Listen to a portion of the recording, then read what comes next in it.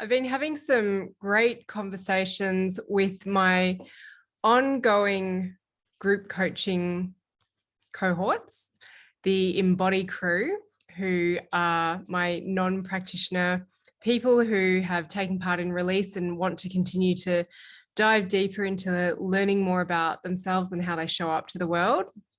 And also exploring with my Emerge Mastermind peeps, who are the practitioners who have gone through my training to learn about facilitating deeper emotions and helping people process their emotions.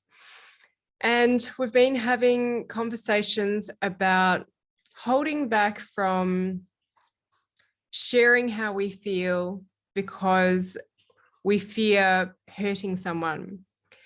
And this brought up a conversation where I shared about how protecting someone really takes their power away.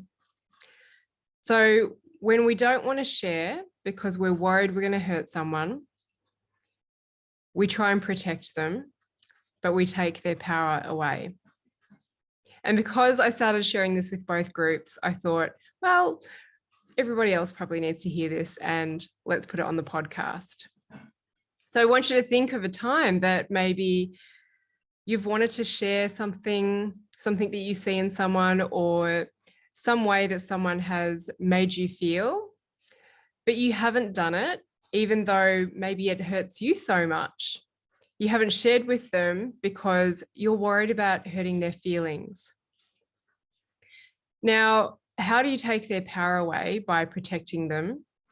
Is that you're not giving them the opportunity to have growth through this experience that might trigger them, that might challenge them, that might activate them. If you're hearing those little pitter patters, that's my dog walking around. I'm recording in my dining room. So when we protect people and we withhold information, we take their power away and their ability to actually take responsibility and to respond to the situation. And you take the opportunity of growth away from them as well. And I'm sure that you have experienced being on the receiving end of being protected or someone hiding information from you because they thought you couldn't handle it. So remember how this felt. You think I couldn't handle it? It takes your power away. And you can't respond, you can't stand up for yourself and say your piece unless someone actually presents the issue to you. So a lot of my work really focuses on communication and speaking up, but not speaking from a place of anger. When we speak from a place of anger, that is when it isn't well received. If we can speak from a place from our heart, from a place of compassion, where we're emotionally grounded because we are continually processing our emotions, the uncomfortable, the bad news, the challenging news, the disappointing news is delivered in a different way and it's received in a different way as well. So I don't want people to be withholding information from me.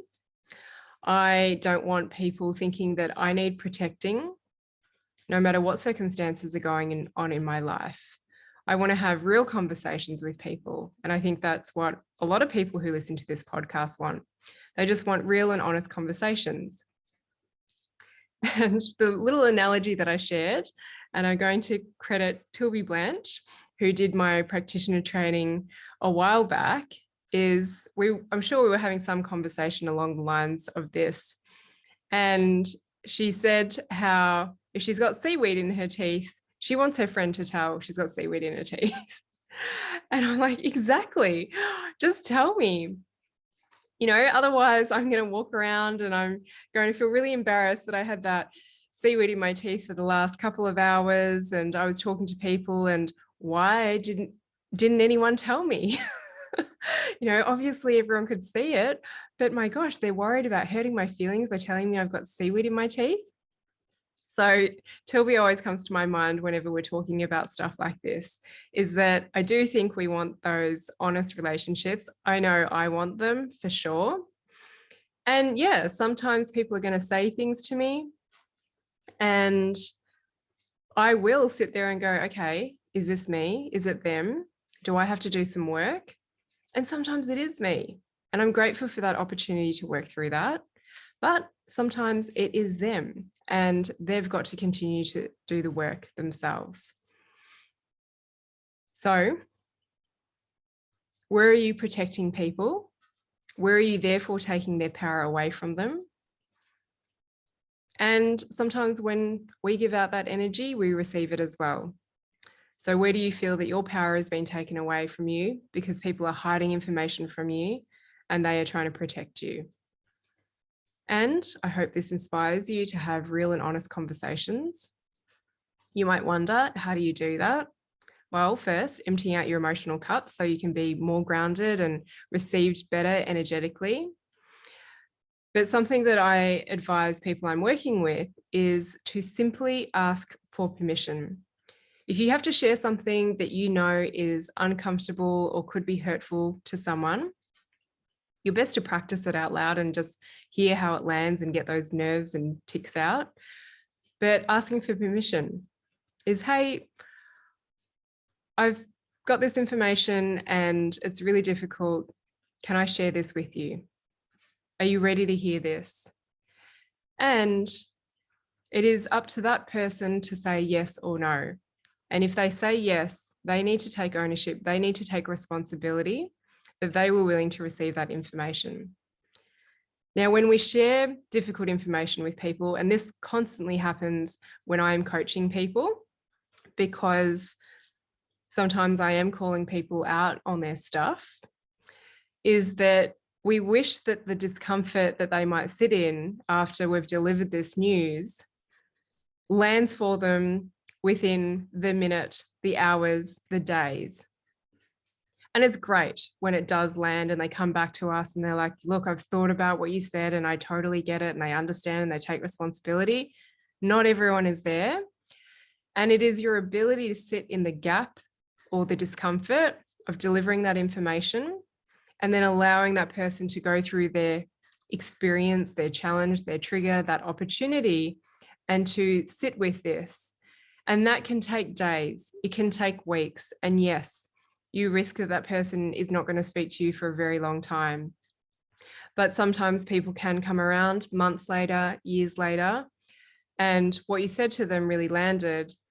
And it has been a pivotal point for them where they have been able to move through this lesson, move through the trigger, move through the challenge, the activation, the opportunity, and actually grow from it. So you're taking the opportunity of growth away from people when you try and protect them and withhold information from them. See how that lands? I would love to hear what you think about this information that I've been sharing with my Embody crew and my Emerge Mastermind people. So I thank them for raising and the conversation around this and the questions so that I could share this with you today. Have an amazing rest of your week.